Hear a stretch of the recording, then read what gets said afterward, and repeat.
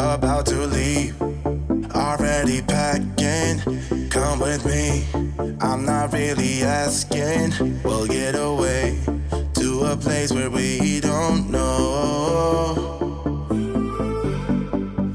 About to see the world in action, what we can be, life with no distractions. We'll get away, this is what we waited for. Take my hand, we'll make it somehow. We can't miss out. I'm done living life with the lights out. Die with my own doubts. Be free with me. Let's go, let's be free with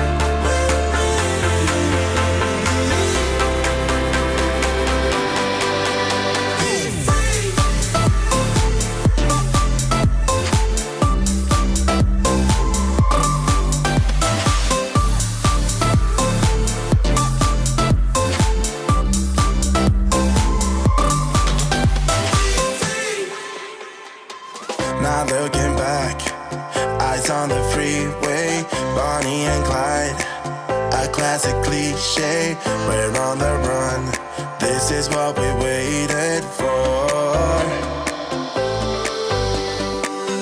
Take my hand, we'll make it somehow. We can't miss out.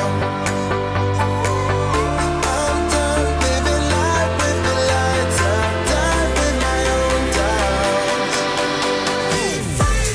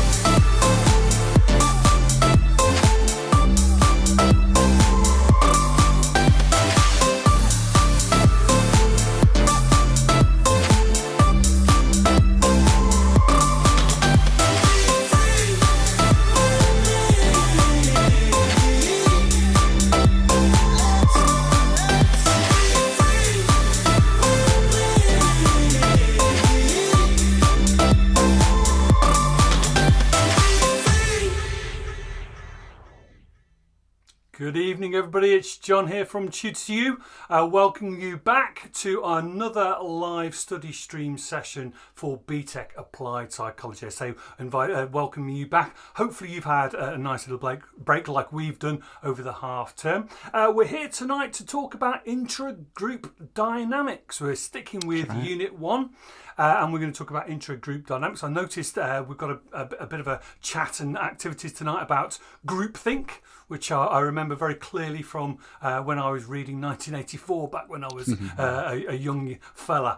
Welcome to everybody who's joined us. Welcome if you've joined us live. Just looking at my clock down there, I can see we've got a few people with us live. And just as a warm welcome to anybody who is watching this on replay. And we know that hundreds, if not thousands of people have been doing just that. If you are watching us live, you'll be able to participate and answer our questions as we go along. Excuse me. If you're watching on replay, you can slow the whole thing down and, oh dear me. Excuse gents. We'll edit that out. If you're joining us on replay, you'll be able to pause the video. Gents, I better hand over to you because my voice is going very, very quickly. Who's starting us off tonight? I'll be starting this evening. Handing over to Reese now. Perfect, thank you. Okay, so today's session, so this revision session is one of the new content of the social approach. It's one of the things that's been added on. So we're going to be looking at our knowledge on social categorization. Okay, then the applications. Apologies, there's the word burglary on there. I'm not sure why that's on there, but we're looking at the application of intergroup dynamics later on in the session, and then we're going to be looking at the evaluation. So there's going to be some activities on evaluation on the social approach as well. So I know there's some people who are unsure about what to do for the evaluation. So that's what we'll be doing later on in this session as well. If we go on the next slide for me, please, John. Okay, so these are the information slides. This, if you don't know if you can't remember these from what you've learned in the lessons, hopefully this will be able to rejog your memories along with the activities as well. So similar to the cognitive approach, humans always like to take shortcuts. We like to categorize stuff just to save time processing information. Okay, so like we do that in cognitive approach with schemas, okay, we do that in the social approach as well, and we do this through social characterization. Okay, we normally base this on physical appearance. So we use this maybe on grouping people in certain ages, people in certain genders, people in certain ethnicities, and also certain occupations. Okay, and when we share our own characteristics with like-minded people or similar physical characteristics of other people, we are classed as their in-group. And those who do not share those same characteristics are classed as our out-group. So that's where, if you look at the new specifications, I know that this is not in the new, in some of the textbooks. The in and out groups are basically an extension of social characterization. So when we share characteristics, okay, when we categorize people who share characteristics with us, they are in our in groups, and those who do not share our characteristics are in our out groups. Okay, so that's our next activity is going on over to Simon. Okay, so in your specifications, there are certain key terms that you absolutely need to know. Most of these terms here are on the specification, so you need to know them. So have a go.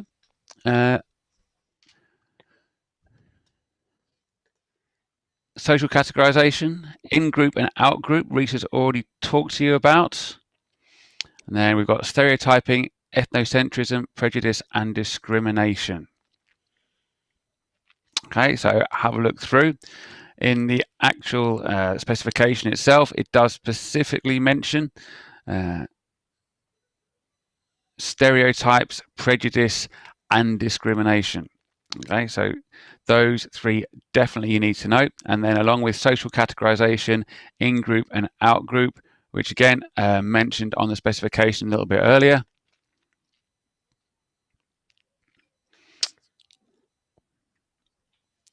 Okay, so have a go at putting those together.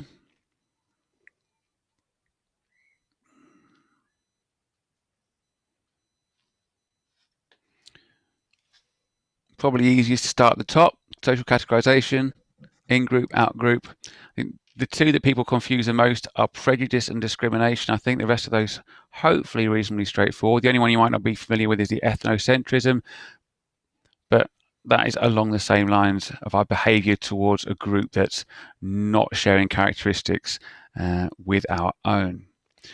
Okay, let's have a look at the answers then.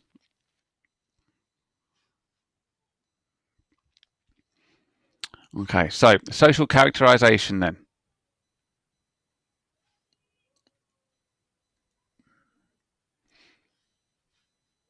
As you can see, assigning individuals into social groups based on shared characteristics. So this is what Reese was talking about before. Our in-group is once we've identified a characteristic such as age or gender, our in-group would be those who share those characteristics. So your in-group would be, for instance, a group of males or a group of people the same age. For me personally, an out-group is anyone who doesn't share the characteristics of that group. So for me, it would be anybody younger, because I'm getting old now. Stereotyping, a fixed view based on the characteristics of that person's social category. So they belong to that category, therefore they have these characteristics. Ethnocentrism, belief that one's culture is better than others. So the belief that our culture is better than any culture that's in our out-group. Prejudice, a negative attitude towards a particular social group. So obviously we put somebody in a category and then we have an unjustified category towards those. I say us, hopefully I'm not too much like that. And then discrimination, behaving or acting negatively towards an individual or groups based on their social categorization. Okay, Reese, do you want to take it on from here? Yeah, that's perfect. So that's our social characterization. Okay, so that is part of the old specification. Oh dear, probably apologies if I spell that wrong. Oh no, that's fine. So we should be. This is now a new part of the specification. This is the intra-group dynamics. So, like we said before, we are looking at in-groups and out-groups. Okay, and this is now looking at the relationship between those people within an in-group and those people within an out-group. So the relationship between groups are intergroup dynamics, and then the impact within a group is referred to intra-group dynamics. So there's inter, which is the relationship between our in-groups and out-groups, and intra-group is the dynamics between our in-groups. Okay, so can people work together? And to ensure that people work together well, they must have good group cohesion.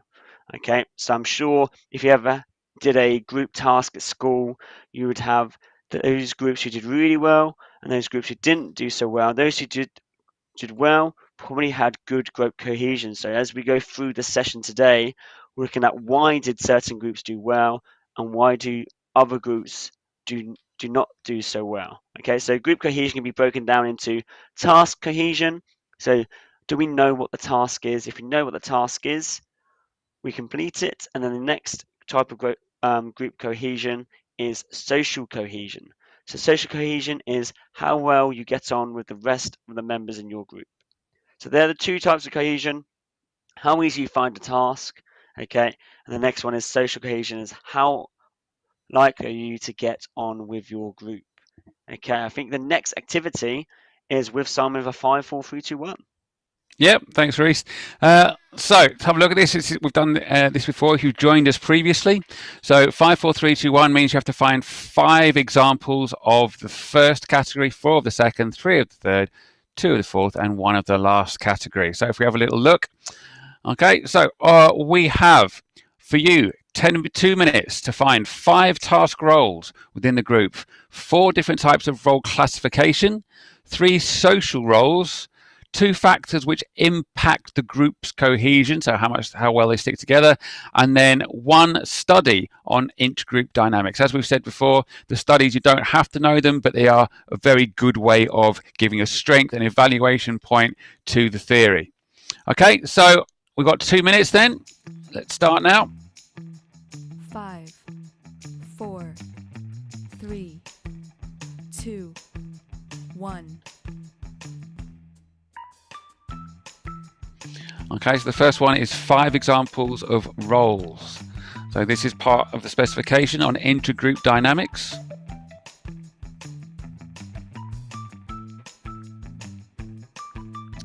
And then 4 different types of role classification found within the group. So what types of roles are there?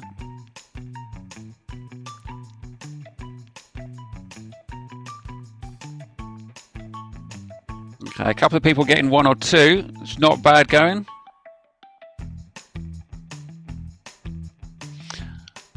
Okay, so the third one, 3 social roles found within a group.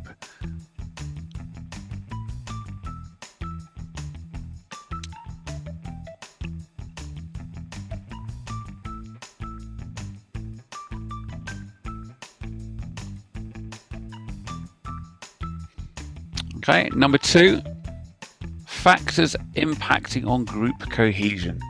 So, like Reese says, more successful groups tend to be more cohesive. And what can help? This can help you personally, in your work groups, getting on with people you're working with, especially when you get to university. If you go to university, or people that you work with in whatever apprenticeship you're at, or whatever team you're in when you're working, you have to work together, and this is ways to improve that. And then 1, 4, study. 3, 2, 1. Okay, let's have a look at some answers then. Okay, so we were after 5 task roles found within the group. Okay, so 5 examples of task roles. So we've got a contractor. He organizes and coordinates the team. The creator provides new or innovative ideas. Contributor brings information or expertise to the team so they can help those creators, for example.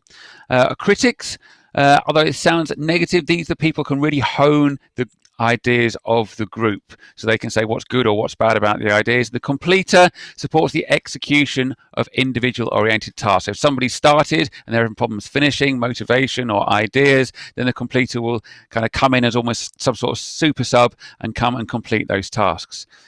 Okay, so for the 4 then, we ask you to think of types of role classification. Okay, so we've got task roles, so people doing the jobs, social roles, those who encourage, though individual roles, people doing specific tasks, and boundary spanning roles that might actually try and bring people together, almost like a planning kind of role. So 3 then. For 3, we asked you for 3 social roles within the group. So the communicators, for example, create an environment that allows for collaboration. They are people that encourage people to speak up and have that kind of positive environment, which hopefully we do as teachers. The cooperator supports the team's decisions, allows the team to move forward, so they kind of are very vocal about supporting ideas. And then the calibrator observes the team's social processes and makes them a point of conversation. So they kind of do the job of observing whether the group is actually running efficiently together as a team. 2 then. For 2, we ask you for factors impacting on group cohesion, so how well the group sticks together. And then we've got team roles, so how well the roles are allocated and how well the roles actually produce results. And then common goals, that idea of bringing all of your team members together, remind them that there is a single or 1 or 2 specific goals that they are all pulling towards together. So that encourages that idea of teamwork because they have a common goal. So for 1, we asked you for a study. Again, you don't have to name the study, but the study as that has been suggested, there are different studies that you can do, is the Ben and Sheets study. Okay, we're going to hand back to Reese now for the impact of intergroup dynamics. Okay, so as we followed on from Simon from the 54321, that's one of my favorite ones. I think there's lots of information there, which as we said, if you're replaying the slides, that will be lots of good information to have. So going and following on that is actually what's the impact of intergroup dynamics. We just found out all about the different roles and stuff and all the roles on that. So what's the impact of intergroup dynamics? So to aid this, like we said, we need clear set roles and the common goal. That was 2 and 54321. Okay, that aids the intergroup dynamics. So don't forget, this is looking at how humans behave well in a group. That's how the social approach is linked into. This is how this part of the social approach is linked into psychology. Next thing is groupthink. This is actually where I'm sure there's lots of you out there who'd rather want to do individual work rather than group work in schools. Okay, and that's due to actually the sum of the parts, the sum of the group does not equal to the total. Okay, so the decrease in some of the individuals' performance because there's linked to conformity. So this is where it kind of goes back to the social approach. So everyone goes along with it. So my example I often tell my students is, if you look at The Apprentice, one person comes with up with an idea, then suddenly the rest of the group agree with the idea and don't give out any new ideas, in the hope that if they do lose, they can pin it onto the team leader. Okay, so that is groupthink. Next one is social facilitation, and this is when an individual decreases their effort level because they realize that the people around them in their group are just going to pick up the slack anyway. So even though there's people around them, they realize, actually, if I don't do this piece of work, someone else will fill in with me, so I can get away with an easier load. That's social. That's the opposite. That's social loafing. So the opposite for social facilitation is when someone is increased. So some people you may see in school, they may not work well individually, but when they get into a group, they put loads of effort in there. So that is social facilitation. Individuals increase their effort level, and sorry, go back to social loafing. An individual has decreased effort level because they've realised the roles and responsibilities are delegated elsewhere. Sorry for the confusion. So social facilitation is the increased effort level. Social loafing is an individual's decreased effort level. Okay, go on to the next slide. Okay, so this is going on to Simon with the connection wall. Okay, thanks, Reese. Okay, so this connection wall, if you've been with this before, we've done this before. If we can pop on to the next slide, please, John, and we can have a look at what we've got here. Okay, so grouping these phrases into groups of 4. So 4 groups of 4 is what we are after. Okay, so we're going to give you a few minutes to have a look at these.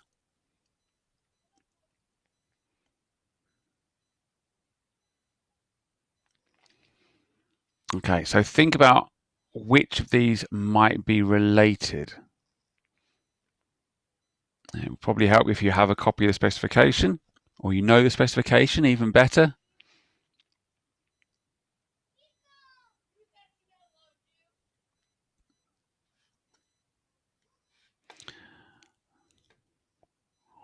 Okay, some of you might need a bit of a clue.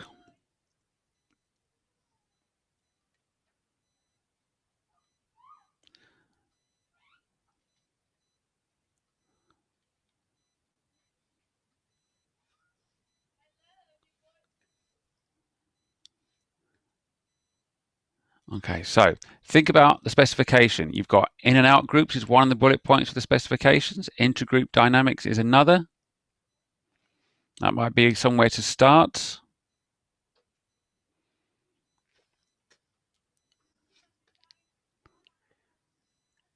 I think another clue as well would be there's eight terms and there's 8 phrases. So I think that could be split down into 2 further groups of 8, as that could help some students out there as well.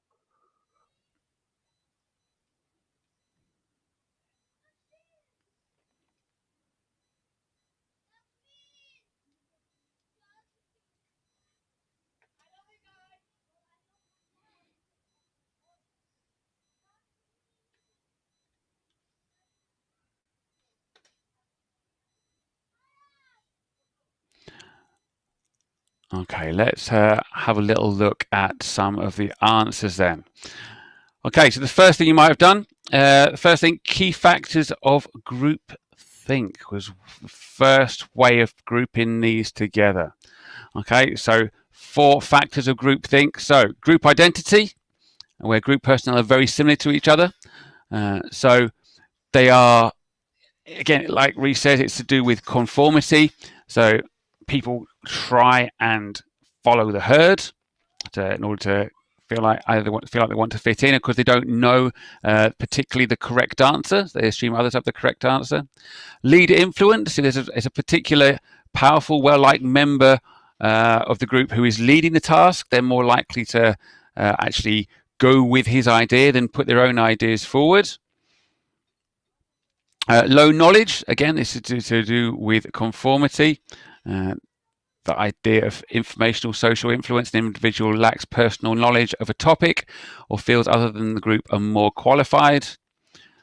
Or when a group is placed under extreme stress. So there is a high stakes decision to be made. I think the one that's in the textbook is the example of the American government choosing whether to continue or stop the Vietnam War. And none of them wanted to dissent from the opinion that the war was a good idea. Okay, so we jump on to the next slide. The next 4 phrases which are related are individual roles in a group task. So we kind of alluded to this slightly before. So you've got the recognition seeker. These are kind of tend to be more negative roles. The dominator asserts authority to manipulate the group or its members. This is usually in kind of a backhanded way, almost like bullying or kind of stressing their own ideas over others and suggesting possibly negative consequences, or certainly talks over others or tries to shout over others. The aggressor deflates the status of others. In other words, they say, oh, you know, your opinion's not important, or behaves in an aggressive manner. The blockers, a lot of the time, they will have no ideas of their own, but they refuse to support anybody else's ideas. So again, not a very useful member of your team, or that behavior is not useful. That person might be able to be encouraged to be more positive and become a more useful member of the team. Okay, so let's have a look at the next four. These key terms which are related. So these are factors leading into intra-group dynamics. These are all factors related to intra-group dynamics. Again, these four what I suggested you might start with, because we've talked about these already. So social facilitation, group cohesion, team roles, and common goals. So all of those will actually increase the likelihood of there being intra-group dynamics, a successful group. And the last four terms, what we've got left, these are the key terms that go with the in and out group part of the specification. So we've got social categorization, stereotypes, prejudice, and discrimination. Again, those terms mentioned on the specification, you have to know them. Okay, let's move back to Reese then.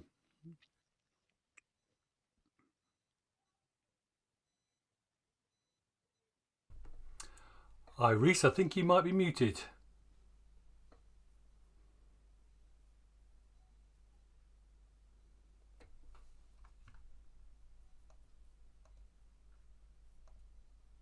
Hello, Reese? Hello, can you hear me Yeah, now? yep. Yeah, you're on Perfect. now. So, apologies about that. So, we're looking into the connection wall with the factors about groupthink. So, Simon had just mentioned there in the very first connection about group identity, lead influence, and low knowledge. So, just a little bit more. So, my example I normally give is about a football team. So, I'm a psychology and a PE teacher. So, I normally tend to go with more the sports routes. So, if you had a whole team full of strikers, it wouldn't be a very good group. Okay, if you had a whole team full of midfielders, it wouldn't be a very good. So if their personnel are very similar in a group, there won't be many different views. Okay, so that will lead to groupthink and reduced work output. Then you have a leader influence. If again, I'm using a football team. If you have a manager or a captain who is very strict and powerful, okay, or is very well liked within the group, okay, others won't be able to give any ideas and any new ideas, and therefore that will link into normative social influence, okay, because they want to be liked, and therefore you will not listen to anyone else. And then you have those with low knowledge, and that is similar to the informational social influence, which was learnt, or which we spoke about just before half term, was that someone has got low knowledge, and therefore will look to others in the group for guidance, and therefore if they don't know anything about the topic, they will sit back and follow the ideas of the rest. And then if there's extreme stress, people may not know to come. Maybe it's a product in a web design base. If they couldn't find out something and they got a deadline in the next day or two, there's high stressful situation. Someone has a mediocre idea, but it's the only idea they've got. The rest of the group will go, actually, that's a great idea. Let's go along with it, just because there's no other ideas out there. And other factors which weren't mentioned in the connection wall. Okay, there's a really high amount of group cohesion. Okay, if basically getting complacent, that can lead to groupthink as well.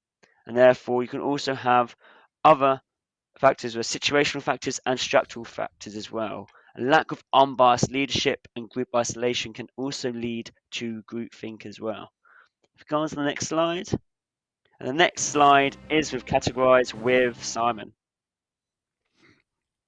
Okay, so just as we've done before, you have 60 seconds to separate these key phrases into two categories. So are these strengths or weaknesses of our theory? So this is obviously evaluation. So can you put these into strengths or weaknesses? 1 minute then, starting now.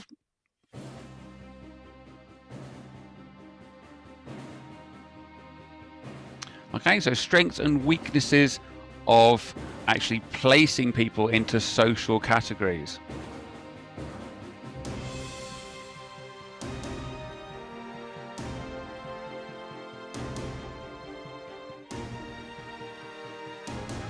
Okay, so these theories, social categories, consequences of social categories.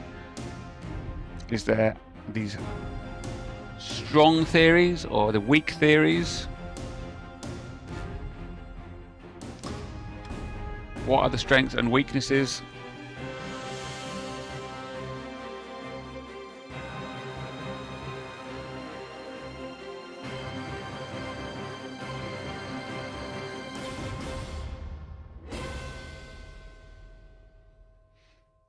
Okay, your minute is up. Let's have a look at the answers. So, strengths then. And this is the strength that I would jump to first, would probably be stereotypes can influence a person's perception of someone. So this is actually something that does happen. So our stereotypes can influence a person's perception of someone. We say that you create a first impression within the first 7 seconds of meeting someone. That's due to our stereotype. So there is evidence for this. Number 2, strength. There are real world situations of groupthink, like we mentioned the Vietnam War before. Number 5 was a strength. Stereotypes lead to behavior change of those being stereotyped. We've seen examples of this. Number 6 is always a big strength, always worth referring back to. We've talked about the idea of using your studies. Like I say, we don't need to know the details of the studies, but it's helpful to have awareness of the studies so that we can conclude them as a strength. So the research support on intergroup dynamics is there to look at. We've already mentioned one of the studies that you can use. The weaknesses then was number 3. Stereotyping does not always result in prejudice. It can actually increase the education those involved. And number 4, conflicting evidence on the benefits of intragroup dynamics. So those things we've talked about, the roles and the idea of having a strong leader doesn't always relate to strong intergroup dynamics. It's not always the case. So there is conflicting evidence on the benefits of intergroup dynamics and people working the way that we've talked about. Okay, back to Reese then. Okay, I know we're very short on time, but I know this is a very important part of what people want to see if in the revision sessions is how to answer a 9-mark question.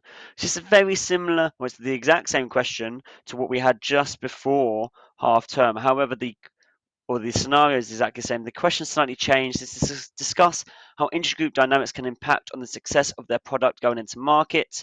You should consider 3 factors on intergroup dynamics.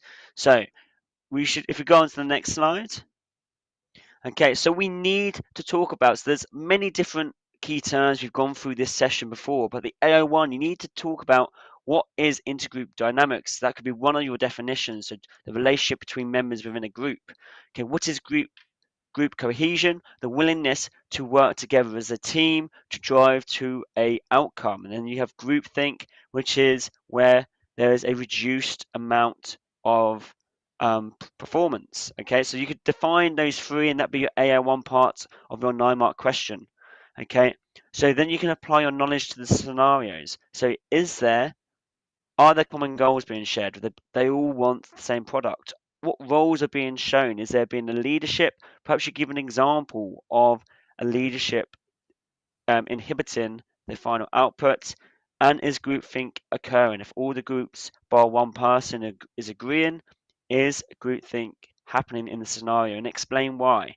And then, as we've just gone through the evaluation part of with Simon, okay, what limitations or strengths are there about intergroup dynamics?